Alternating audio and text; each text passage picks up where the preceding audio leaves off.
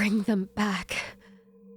I lurched forward, burying my head in the ground, praying just like my mother. I could sense her already seeping inside them, malevolent and greedy. I can take it all away, she murmured, filling my head with could-have-beens. It was just me and them, living in Bolivia House. There were no cults, no dead brothers, no hatred and disdain, and endless pain neither of us could bury. I didn't realize how much I wanted it until I begged her, letting her pick apart my brain. My own voice faded as she dragged it from my mouth, filling me with bliss, with the life I had always craved. Bring them back! I buried my head in my knees, sobbing. Her glow was warm, soothing my aching bones. In any way I want, she hummed. Any shape I want. Her voice trickled through me. I can shape and mold them in any way I desire. Yes, I gritted out, digging my nails into the ground. Give him to me, she commanded. The king's vessel. The moon was greedy, almost moaning. Give him to me, Nina. I did, gently pushing Rowan off my lap, letting the water envelop him. She drew back with a melodic laugh, her light illuminating the water before dancing behind the clouds. When the first prickles of dawn broke through the sky, I was sitting on the riverbank with my head balanced on my knees, a butterfly caught in the breeze. Confusion, swiftly followed by panic, crept down my spine. I couldn't remember why I was there so late. Why, when I swiped at my eyes, I was crying. Nan? Come on, we're leaving. Twisting around, Imogen Prairie stood behind me, shivering in shorts and a t-shirt, her sandals hanging from one hand. She pulled me to my feet, grinning. That is the last time we go moon-watching with the boys, she laughed, tugging me closer. I found myself reveling in her warmth. I can't feel my feet. We traipsed our way back to the car, where Kaz was waiting, a knitted blanket over his shoulders. Impatient, as usual, arms folded, like a divorced father of 3. I smirked at the Ray-Bans perched on his head. You're looking progressively more dad-like as the days go by. Kaz shot me the finger, his lips curving into a smirk. Yeah, but unlike others, I actually rock the look. I pulled a face. You're the most millennial Gen Z I've ever met. Kaz grinned. I'll take that as a compliment. He threw the car keys at Imogen. Since you enjoy complaining, you can drive us home. He jutted his chin, gesturing to Rowan, whose head was comfortably pressed against the back window. Since our designated driver has passed out. I'm not passed out, Rowan grumbled from the car. I'm clearly resting my eyes. I shoved Kaz with my hip. Emmy's been with me, and she's barely complained. He shot me a pointed look. Were you knocked on the head? She ranted about mosquitoes for 3 hours. Imogen took the keys, jumping into the driver's seat. Of course I enjoy complaining. It's one of many things I'm good at. The only thing she's good at, Rowan grumbled from the back seat, his chin perched on Kaz's seat once I wiggled in with him. When Imogen twisted around, thwacked him with her fly swatter, he groaned. She's just pissed I forgot the bug spray. Rowan rolled his eyes, reaching for his flask and taking a long drink. He spat it out immediately, all over his lap.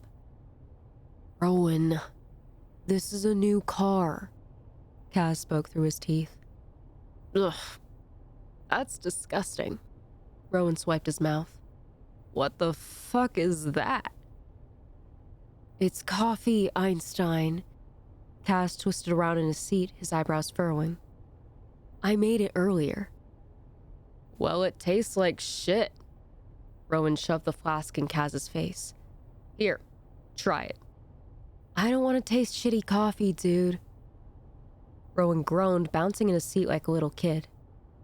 Oh, seriously, try it.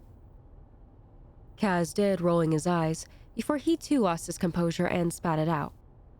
Ugh! Stop throwing up all over the car! Imogen squeaked, gripping the wheel. Do I really need to remind two grown adults not to make a mess? It's not my fault Kaz brewed expired coffee, Rowan shot back. I looked at Kaz for some kind of explanation, but he looked oddly sickly. You're serious?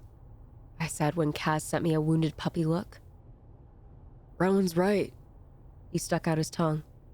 That tastes like literal ass. You two are animals, Imogen muttered, flicking on the radio. Curious, I snatched the coffee from Rowan's lap and took a hesitant sip.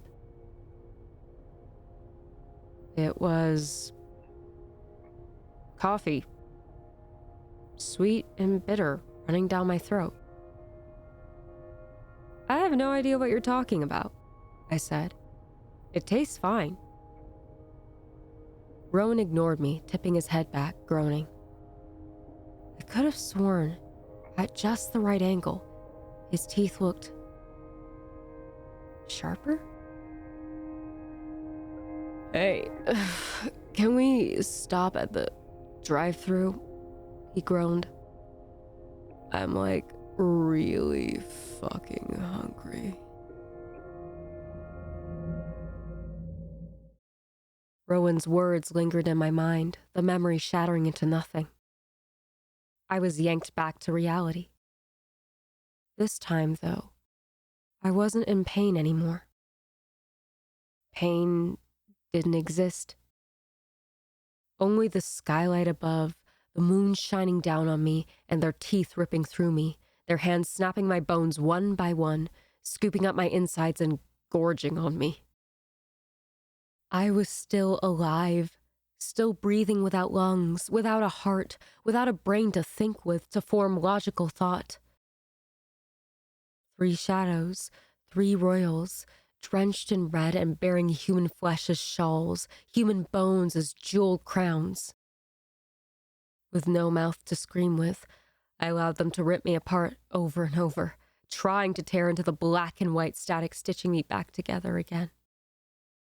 They were merciless, never stopping or faltering, gorging themselves. With me. I think I started to understand when I could no longer recognize Kaz through the thick beads of red running down his face. The slithering human flesh that was still alive, patching his skin back together. Imogen's empty eyes. Rowan's monstrous, grinning snarl as he choked on my pulsing flesh. I couldn't save them. However, thanks to my memories, I knew exactly how to kill them. My eyes found Rowan, the most merciless, ripping me apart even when I was barely together, tangled static. Kill him. For good. That's right. The cult woman's voice soothed the royals, coaxing them to continue. There you go. Eat, my darlings. I didn't react to the voice. I couldn't. I wouldn't. The woman with the graying hair and a beautiful, youthful glow, who worshipped the moon and murdered my brother. Maybe the moon was actually empathetic, ripping away my memories of her. Mom. Isn't this what you have always wanted? Mom hummed. She knelt in front of me, placing a crown of adorned bone on my head. I recognized it as what was left of Sam's skull. She bowed, her lips splitting into a grin, her eyes leaking moonlight. A family, at last, Nina.